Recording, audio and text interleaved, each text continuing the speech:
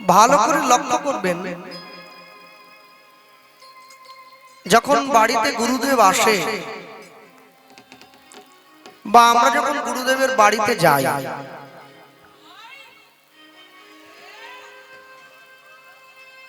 আমরা গুরুদেবকে প্রণাম করি।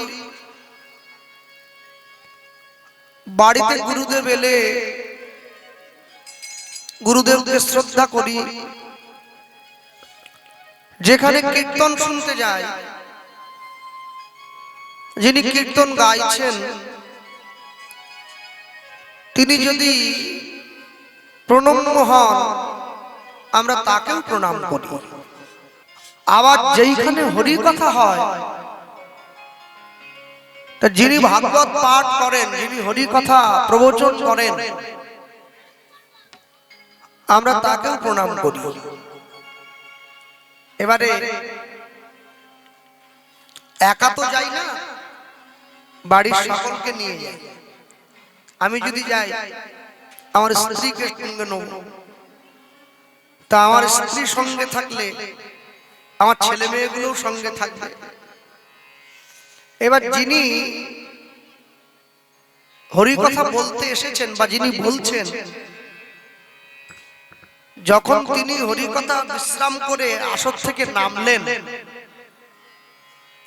তাকে আমরা প্রণাম করলাম।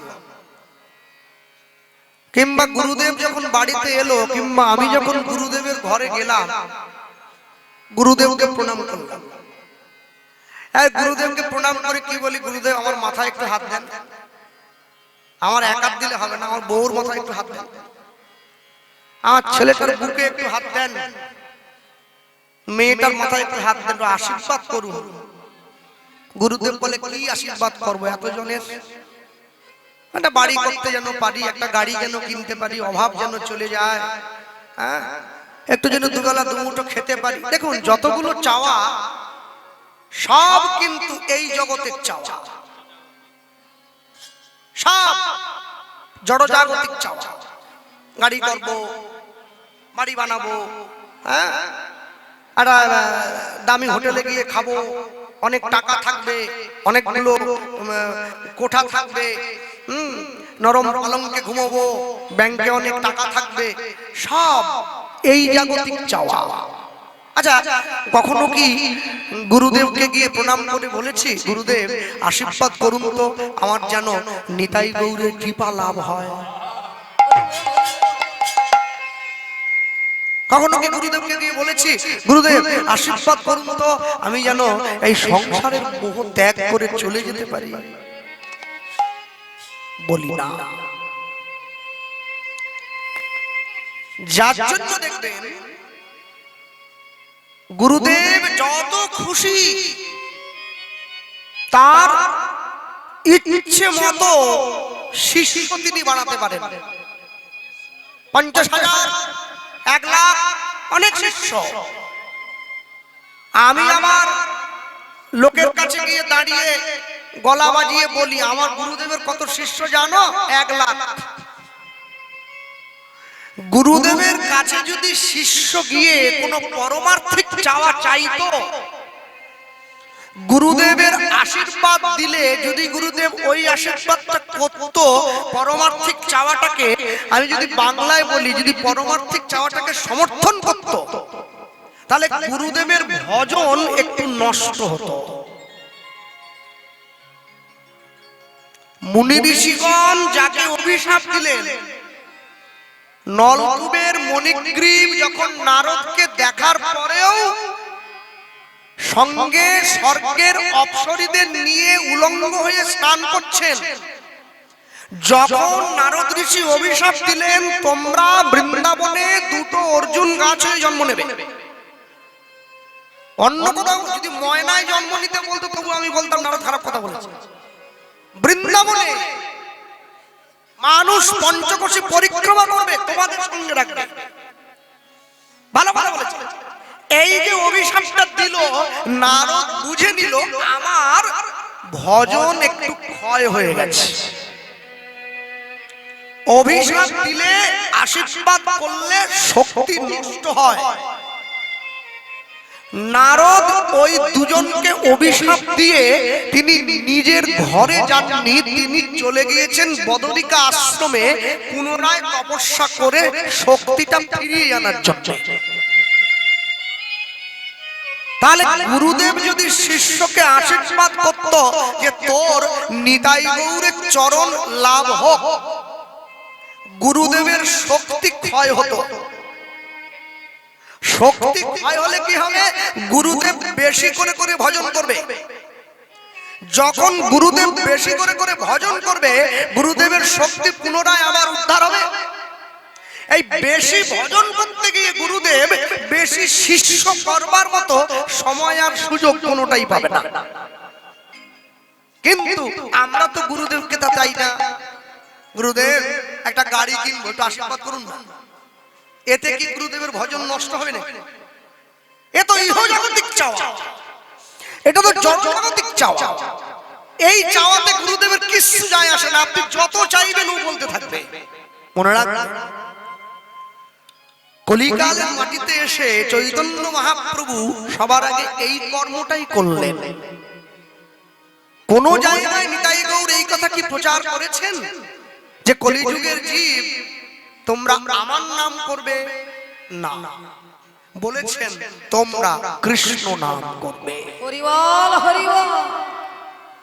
কৃষ্ণ কহে আমা ভজে মাগে বিষয় সুখ, অমৃত ছাড়ি বিষ মাগে এত বড় মুখ। আমি বিজ্ঞে সেই মূর্খে বিষয় কেন দিব, সচরণামৃত দিয়া তারে বিষয় ভুলাইব। হরি বল হরি বল। ভগবানের চরণ অর্জন হলে বিষয়ের প্রতি ভালোবাসা থাকে না।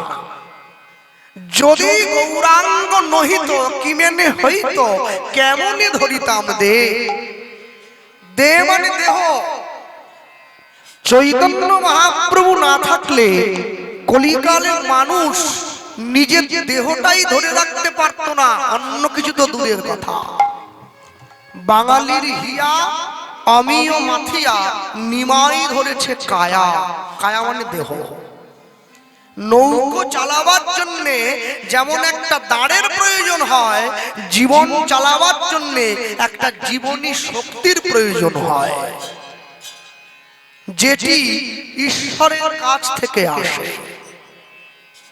দেখবেন পৃথিবীতে প্রত্যেকটা মানুষ কোন না কোন ঈশ্বরের চরণ ঠিক লক্ষ্য রেখেছে। যার যাকে ভালো লাগে, কেউ কালীকে ভালোবাসে, কেউ দুর্গাকে ভালোবাসে, কেউ শিবকে ভালোবাসে, কেউ মনসাকে ভালোবাসে। মুসলমানরা তাদের হযরত মুহাম্মদকে ভালোবাসে, কেউ নবীজিকে ভালোবাসে, খ্রিস্টানরা যীশু খ্রিস্টকে ভালোবাসে। একটা লক্ষ্য আছেই, লক্ষ্যবিহীন আপনি এগোতে পারবেন না। হ্যাঁ, ঠিক তেমনি আমাদের জীবনের লক্ষ্যটা যদি সঠিক থাকে, জীবনের যদি উদ্দেশ্যটা সঠিক হয়, জীবনের কাছ থেকে অনেক ভালো কিছু পাওয়ার ইচ্ছা আমাদের থাকে। যদি গৌরাঙ্গ নহিত কিমেনে হইত, কেমনে ধরিতাম দে। এরপর বললেন শ্রী রাধার মহিমা প্রেম রস সীমা জগতে জানাত কে। হরি বল হরি বল।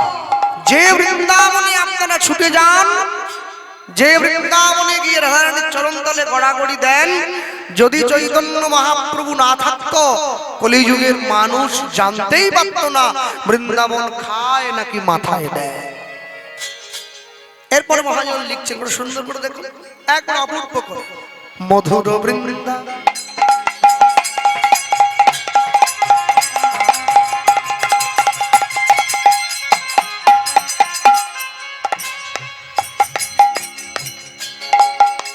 মধুর মধুর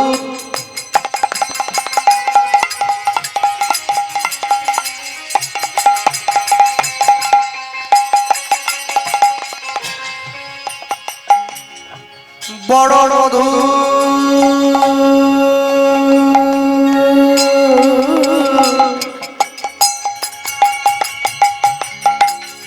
বড়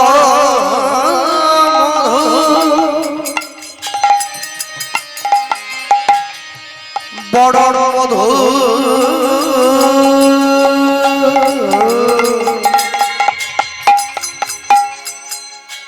মধুর বৃন্দা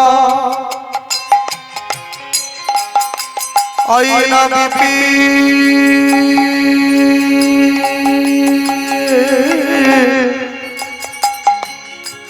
বিপিন মাধুরী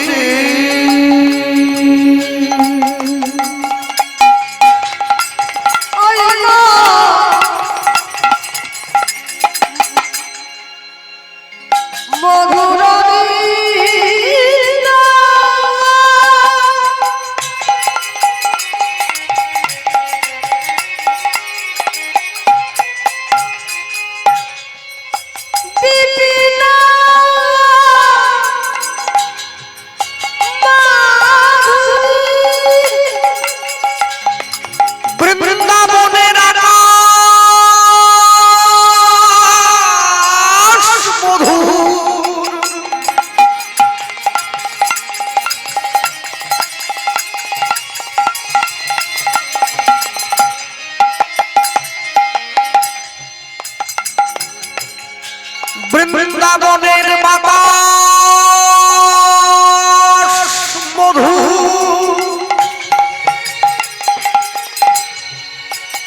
বৃন্দাবনের কীট পতঙ্গ তরুলতা স্বাদ মধু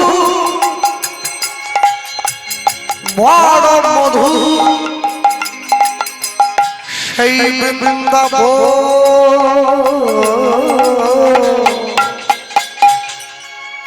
মধুর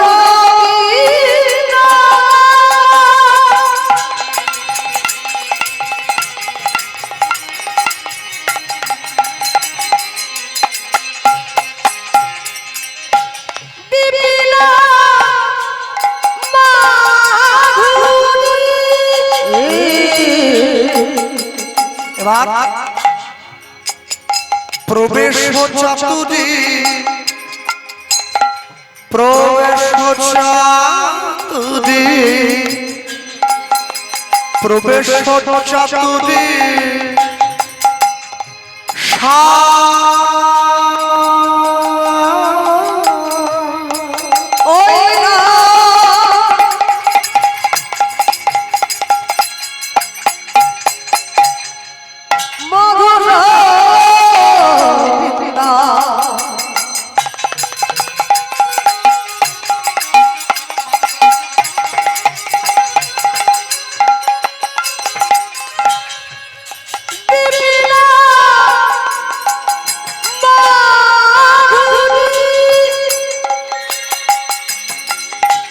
প্রবেশ সাতরে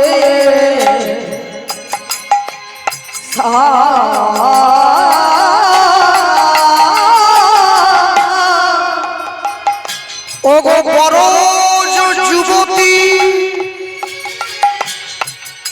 তাহে ভাবের ভকতি শকতি হইত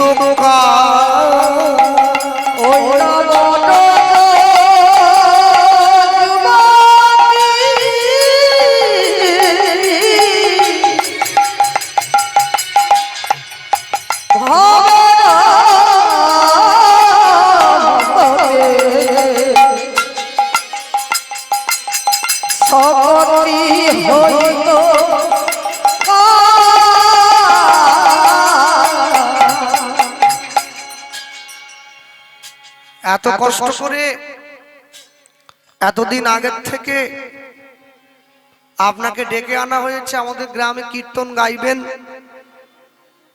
গান চলতে চলতে আপনার গানটা আমার মনে ধরেছে, এই জন্য এই সেফটি পিনে করে 10টা টাকা আপনাকে দেওয়ার জন্য আনলাম। তো কীর্তন তো অর্কেস্ট্রার নয় যে সেফটি পিনে করে পয়সা দেবো। এই ফুলের মালা করে এনেছি, এই মালাটা একটু পরুন আর এই আমার দেওয়া সামান্য অর্থ একটু স্বীকার করুন। এইটা বলে ওই যে গাইছিল তার গলায় দিয়েছি। গান থেকে নামার পরে উনি তো যায়নি, শেষ পর্যন্ত আছে। তো ওই কীর্তনিয়া গিয়ে যিনি ওই 10টা টাকা দিয়েছিলেন তাকে জিজ্ঞাসা করছেন, তাহলে বাবু আমার গান আপনার ভালো লেগেছে? বলে ভালো মানে মন ভরে গেছে। বলে আচ্ছা আপনার কি আছে? বলছি কিছু নেই, ময়নায় একটা মাছের ঝিল আছে আর 50 বিঘে মতো। কীর্তনিয়ায় বলছে যে তাহলে আমার গান যদি এত মনে ধরেছে আপনার, তো 50 বিঘে ঝিল থেকে 25 বিঘে আমার নামে করে দেওয়া যায়? যদি দেন তাহলে ভালো হতো। এই রাত জেগে ঠান্ডার মধ্যে আর কীর্তন করতুম নি, রোজগারের। উনি তো একবার রেগে আগুন হয়ে গেছে, হতচ্ছাড়া। গান ভালো লেগেছে বলে 10 টাকা দিয়েছি, ও মাছের ঝিলের ভাগ চাইছে। সাহস কত বড়! আপনি মেদিনীপুর থেকে, আমরা মেদিনীপুর থেকে, আরো 5 জন কলকাতা থেকে বৃন্দাবনে যাবেন, বৃন্দাবনে ঘুরবেন, বৃন্দাবনে দর্শন করবেন, প্রসাদ পাবেন, ঘরে ফিরে আসবেন। আপনার সাহস হলো কি করে ব্রজগোপীদেরকে গিয়ে বলার, তোমাদের রাধা কৃষ্ণকে আমাদের বড় ভালো লেগেছে, আমাদের দিয়ে দাও, আমরা বাড়ি যাব? আপনি চাইবেন ওরা দিয়ে দেবে? এত সহজ না, এত সহজ না। জীবনে কিছু কিছু জিনিস আছে যেগুলো অনেক কষ্ট করে অর্জন করা হয়। তা যে জিনিসটা কষ্ট করে অর্জন করা হয় সেই জিনিসটা আপনি চাইলেই সঙ্গে সঙ্গে লোকে আপনাকে দিয়ে দেবে, আপনি এই ধারণায় ভাসছেন কেন? কত কষ্ট করে, কত ধৈর্য ধরে ভগবানকে ধরে রেখেছে বৃন্দাবনের মানুষজন। আপনার ভালো লাগবে, আপনি বৃন্দাবনে যান, দুদিনের গায়ে 10 দিন থাকুন, মন্দিরে যান, প্রসাদ পান, বাড়ির লোক বাড়ি আসুন। আপনি রাধা কৃষ্ণের প্রেম চাইছেন, এত বড় সাহস আপনাকে কে দিল? চৈতন্য মহাপ্রভু বলছেন সেই সুযোগটা আমি করে দেব, যাতে কলিযুগের এই ত্রিতাপদগ্ধ মানুষগুলো, এই ত্রিতাপদগ্ধ কৃষ্ণ ভোলা বহির্মুখী জীব, তারা যাতে কৃষ্ণ পেতে পারে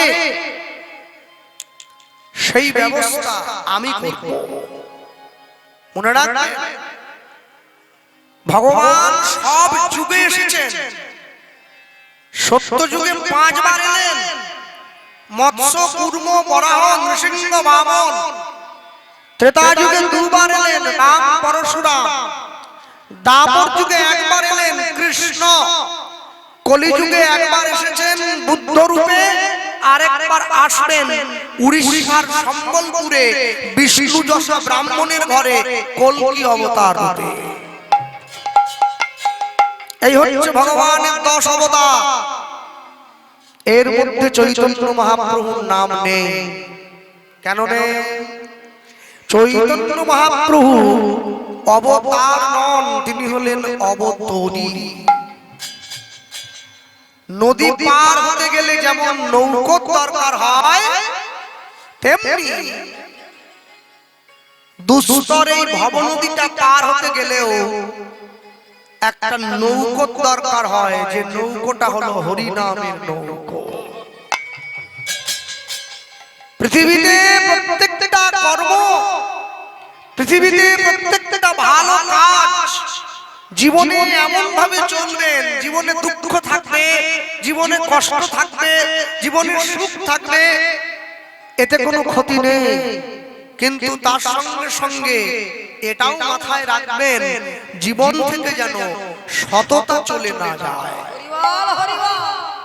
জীবন থেকে যদি সততা চলে যায়, আমরা ঈশ্বরের করুণা থেকে দূরে যাব। তাই জীবনে সততা অবলম্বন করতে হবে। আপনারা প্রশ্ন করুন, যে সৎ হয়ে বেঁচে আছে সে কষ্টে আছে, যে অসৎ হয়ে আছে তার জীবনে কষ্ট নাই। না না, সৎ হয়ে বেঁচে আছে মানে কষ্টে আছে, এটা আপনি এই চোখে দেখছেন। এই চোখে একবার দেখুন না, আচ্ছা, আমার মতো সাধারণ মধ্যবিত্ত যারা, আমি যদি মনে করি আমি একটা সোনার আংটি কিনবো এই বাজারে দাঁড়িয়ে, এখন সোনা কত? 1,32,000 কম করে।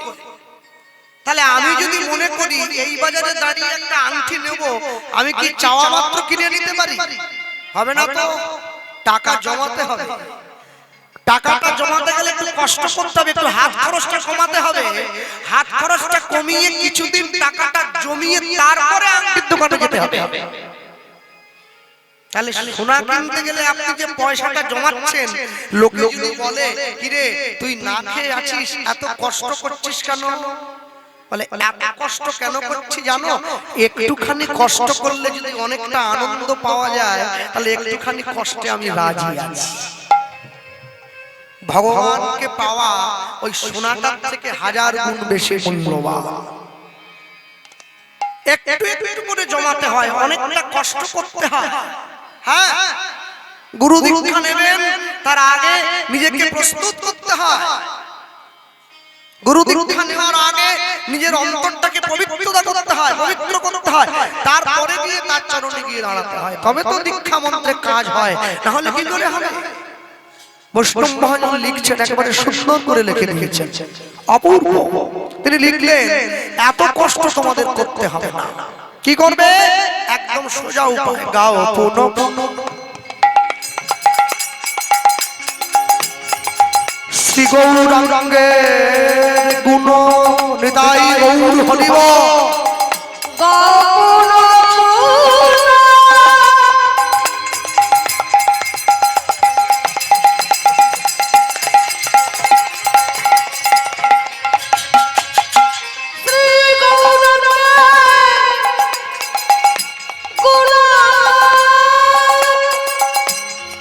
গাও পুনঃ পুনঃ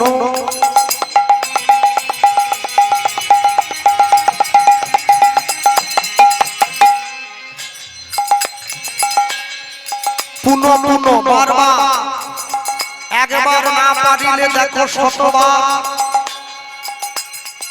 যার নুন খেলে তার গুণগান,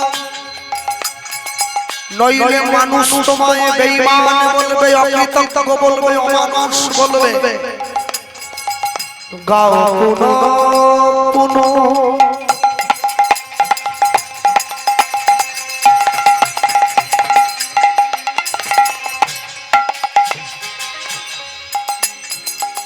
শ্রী গৌরাঙ্গের গুণ ওই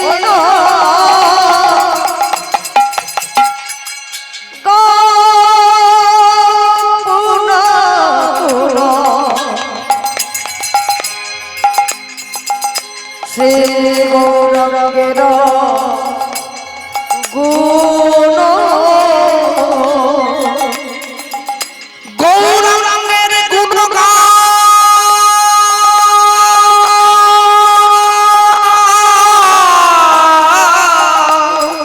হরি হরি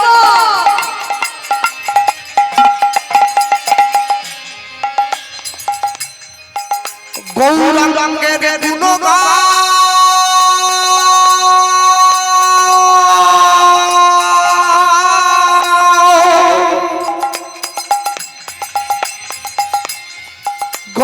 গৌরাঙ্গের গুণগান গৌরাঙ্গের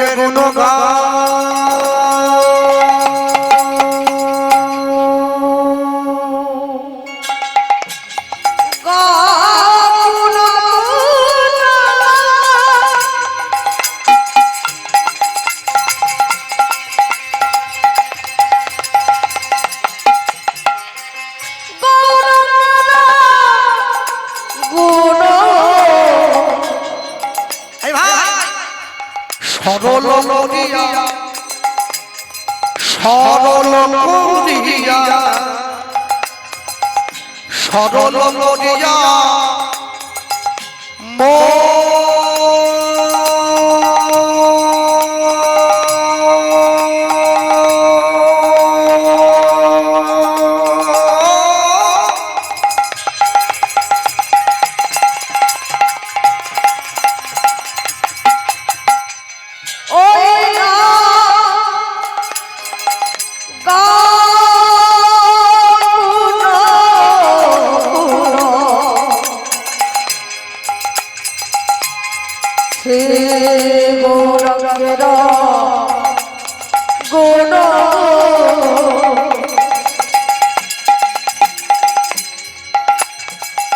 সরল করিয়া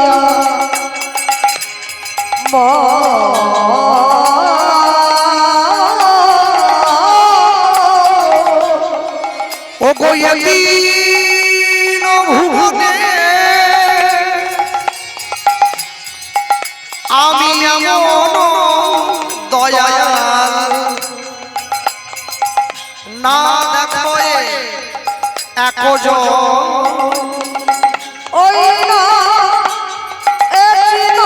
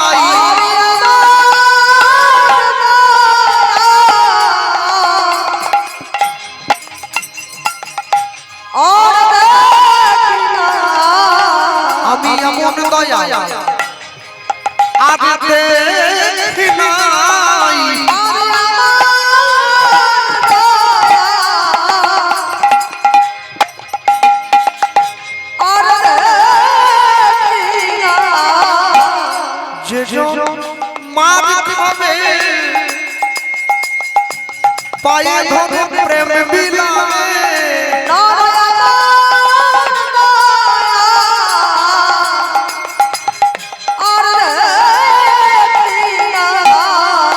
যে জন জগাই মাধাইয়ের মতো মাতালকে হরি নাম বিলায়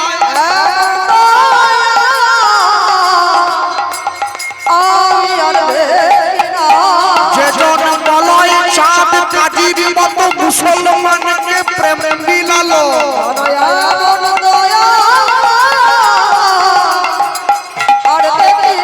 যে জন চপল গোপালকে উদ্ধার করিল ওই দেখো হরি নামে হরিকে নামাইয়ে আনলো শিবের হাতে ধরিল আর পায়ে পড়িল শিবকে হৃদয় মাঝে জড়াইয়ে ধরে বলি জীবের দ্বারে দ্বারে গিয়া হরি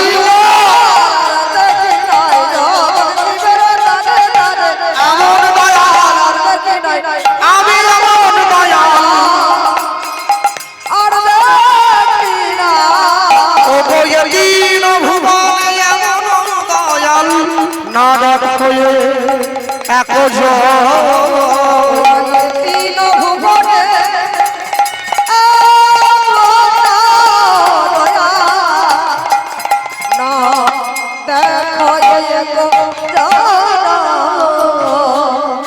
মহোৎসব বাড়িতে নিমন্ত্রণে প্রসাদ সাথে গিয়েছি অনেক ভক্তের সেবা এক দুজন নয় আমি তো আসার পরে মাস্টার মশাইকে জিজ্ঞাসা করলাম হ্যাঁ যে মাস্টার মশাই তাহলে কতজন প্রসাদের ব্যবস্থা আছে বলছে আজকে একটু কম আছে কালকে অনেক বেশি তা কালকে কত বেশিটা শুনে নেই বলছে হ্যাঁ ধরুন না 1600 তা অনেক অনেক জায়গায় পূর্ব মেদিনীপুরে আপনাদের এই যে কালো যে কীর্তন হয় কালো ওখানে আমি 2 বছর গান বিরাট ব্যাপার বিশাল ওরে বাপ রে হ্যাঁ তারপরে কালাকান্দা সেটাও তো আরেক বিরাট ব্যাপার সব বড় বড় মহামেলা যাই হোক ওখানেও আমি কীর্তন করছি এখন কথা হলো ওই লাস্টে মহোৎসবের শেষে যখন মানুষের প্রসাদ খেতে যায় কি বলে বলুন তো, বলে প্রসাদ খেতে যাচ্ছে। দূর পাগল কোথাকার, প্রসাদ খাওয়া কি রে? প্রসাদ পাওয়া বলতে হয়। খাওয়া মানে ইন্দ্রিয় পরিতৃপ্তির জন্য যা গ্রহণ করে তাকে বলে খাওয়া। পাওয়া মানে ভগবান যা রেখেছেন সেটা নিতে যাচ্ছে। নিয়ে গিয়ে বসলো, যখন বসেছে একটা শাল পাতা দিয়েছে, একটা প্লাস্টিকের গ্লাস, এখন সব একদিক থেকে দিয়ে যাচ্ছে, শুক্তো, পিঠাকলা, বইতাল, আলু পটল, শাক, ছেঁড়া, লাবড়া সব দিচ্ছে। এবারে একদম শেষে পরমান্নটা নিয়ে আসছে। ওটা কমিটি ঠিক করে রেখেছে, লাস্টে পায়েস যাবে। কেন? পায়েসটা খেতে ভালো তো, ওটা আগে দিয়ে দিলে লোক আবার বেশি খেয়ে নিলে কম পড়ে যাবে। ওই জন্য আগে পেট ভরিয়ে নিতে হয়, লাস্টে এক চামচ ছুরু করে দিয়ে পালিয়ে যায়। আর ওই যে দিচ্ছে ওর আবার দেওয়ার একটা পদ্ধতি আছে, আমাকে বললে আমি পারবো না। ট্রেনিং উপর থেকে মানে এরকম দিলে এই থালা ছড়িয়ে পড়ে যায়, মানে যেন মনে হয় দূর থেকে অনেকটা পড়ে গেছে, ছড়িয়ে গেছে, কিন্তু অনেক না, ও কাচি ফেললে এইটুকু। এখন যে বসেছিল প্রসাদ পেতে সে তো বিরাট চালাক। ওই যে প্লাস্টিক যে গ্লাসটা দিয়েছে জল খাওয়ার জন্য, ও জল মাটিতে ঢেলে দিয়ে ওই যখনই ওই পরমান্নের বালতি নিয়ে সামনে এসেছে ওই গ্লাসটা বাড়ি দিয়েছে, বলে বাবু ও থালায় নিয়ে নিয়ে। কারণ যে দিচ্ছে সে বলে আরে আমি গ্লাসে দিবার আমার নিয়ম নাই, বলে নিয়ম হোক, নিয়ম ভেঙে দাও, দাও দাও গ্লাসে দাও। তো এক চামচ, ওই এক চামচ যখন গ্লাসে দিয়ে তলায় পড়ে আছে, গ্লাস তো আর থালা না, ছড়ি পড়ে। আমি তুলে দেখছি ও চলে গেছে দিয়ে, এই যে যায়নি তাই কি দাও, আরেক চামচ দাও। বলে তোমাকে দিলে হবে নি, আরো লোক আছে। বলে আমার নাতিটা আসে রে ভাই, আরেক চামচ দে। নাতিটা ঘরে আছে, নিয়ে যাবো বইয়ে।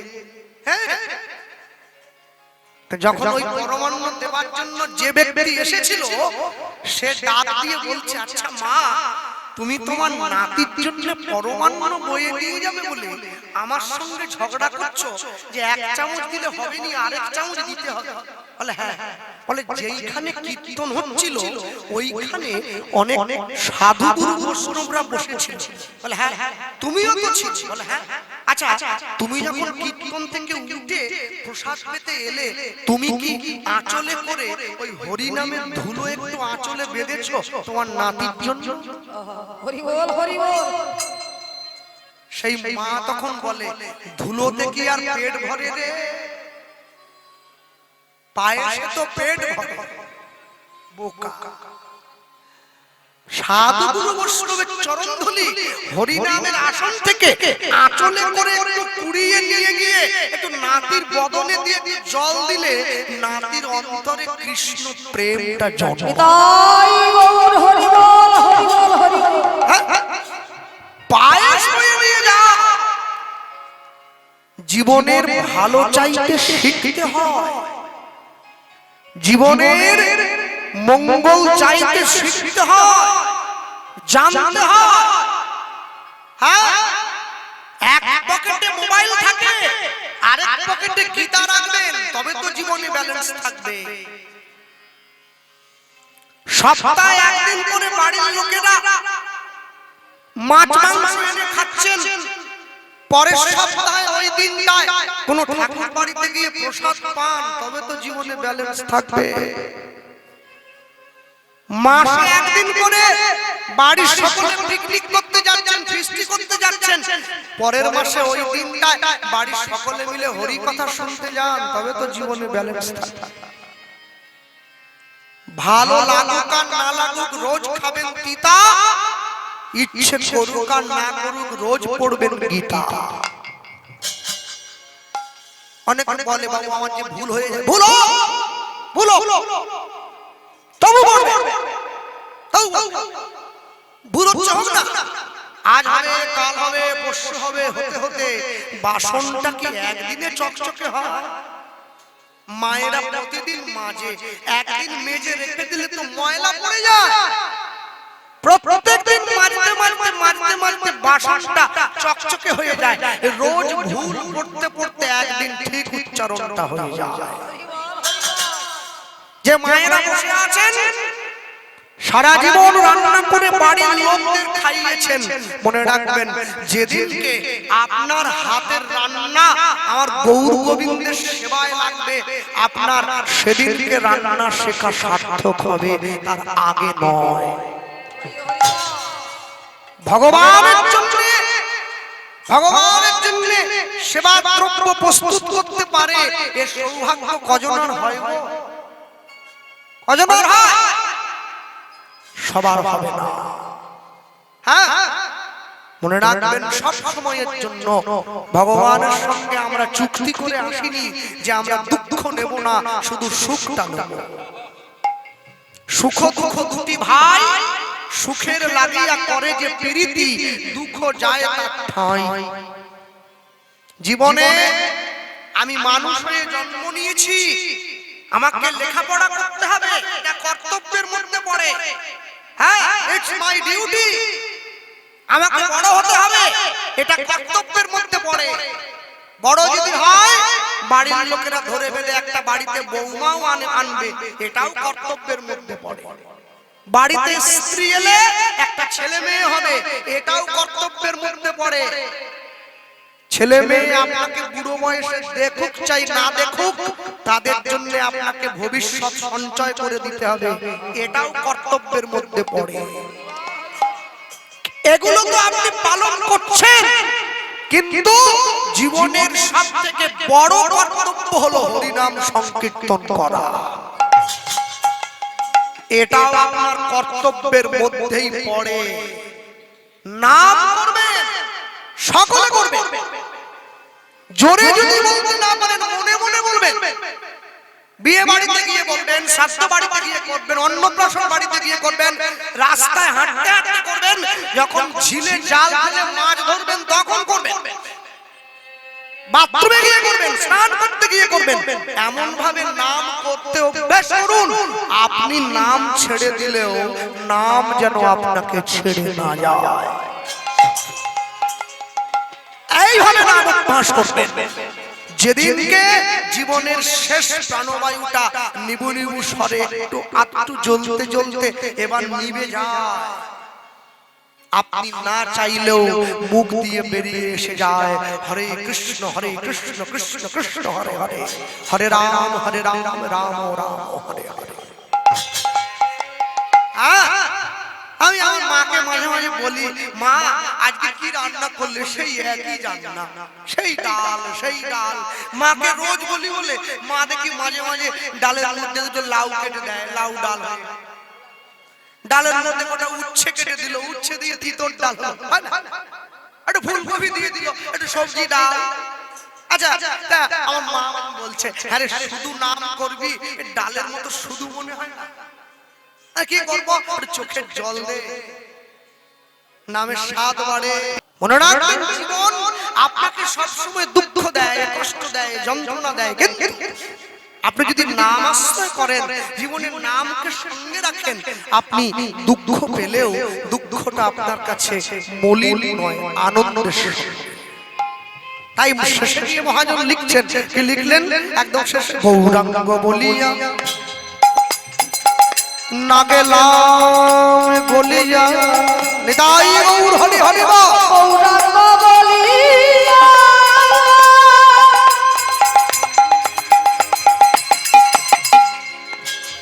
না গেলাম বলিয়া, আমি গৌরাঙ্গ বলিয়া না গেলাম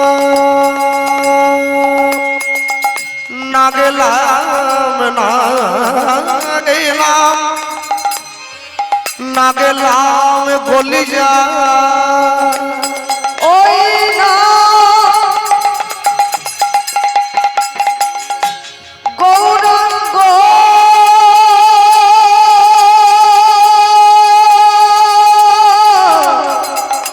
বলিয়া নগরা গলিয়া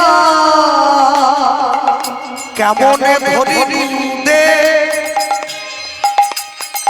বাসু ঘষিয়া পাশানো দিয়া বিধি কেমনে গড়িয়াছে ওই সুধ সাহিয়া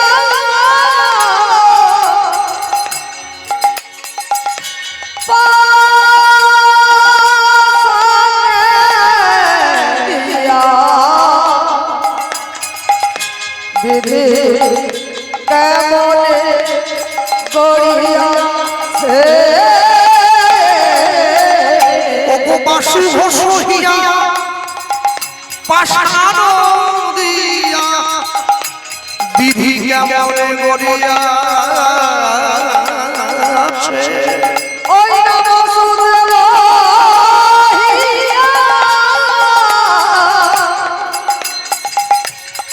পাশানে দিয়া বিধি কেমনে গড়িয়াছে আমি এক মুখে বলতে নারি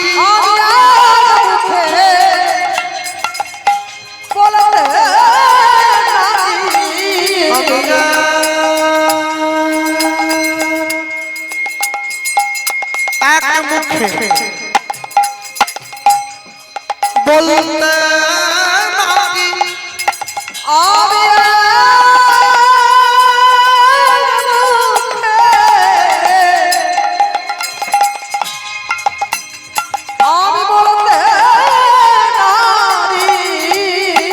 আমার গৌর গোবিন্দের লীলা মাধুরী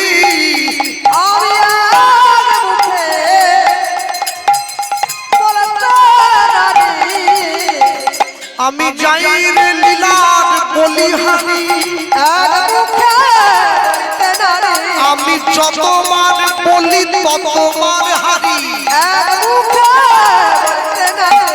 আমার গৌর গোবিন্দের লীলা মাধুরী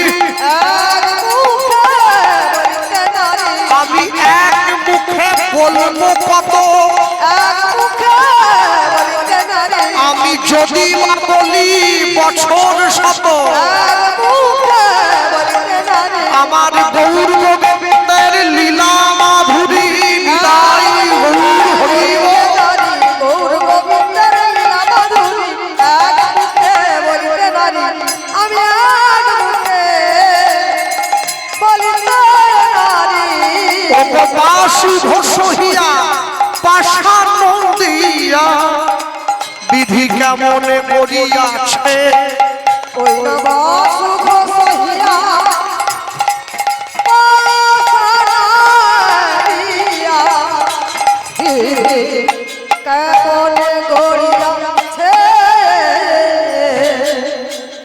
ভগবান সবাইকে নাম দিয়েছে যে তাকে ভালোবাসে তাকেও দিলেন যে ভালোবাসে না তাকেও নাম দিয়েছে প্রহ্লাদ হিরণ্যকশিপু প্রহ্লাদের পিতা যতবার প্রহ্লাদকে কষ্ট দিয়েছেন ভগবান সহ্য করতে করতে করতে করতে এখন সহ্যের সীমা পার হয়ে চলে গেল ভগবান এলেন নৃসিংহ অবতার ধারণ করে হিরণ্যকশিপুকে বধ করলেন প্রহ্লাদকে মুক্তি দিয়েছেন সবার জানা আপনাদের সিংহকে হিরণ্যকশিপুকে হত্যা করে ভগবান হিরণ্যকশিপুর এই উদরটা বিদীর্ণ করে দিয়েছেন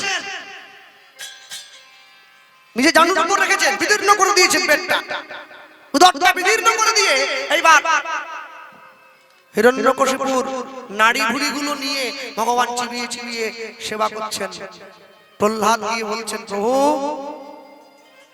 যেই বদন ক্ষীর সর ননি মাখন ছানা সমস্ত দৈব অন্ন সেবা করে সেই মুখ কি কোনোদিন মানুষের নাড়ি ভুঁড়ি অন্তরন্ধ্র সেবা করে তার শোভা পায় ভগবানের চোখে জল এসেছে কাঁদছেন প্রহ্লাদ প্রশ্ন করছেন, প্রভু আমার পিতা হিরণ্যকশিপু সে দৈত্য ছিল, আপনি তার নাড়ি ভুড়িগুলো খাচ্ছেন কেন? চিবিয়ে চিবিয়ে। ভগবান উত্তর দিলেন, প্রহ্লাদ কেন খাচ্ছি জানো?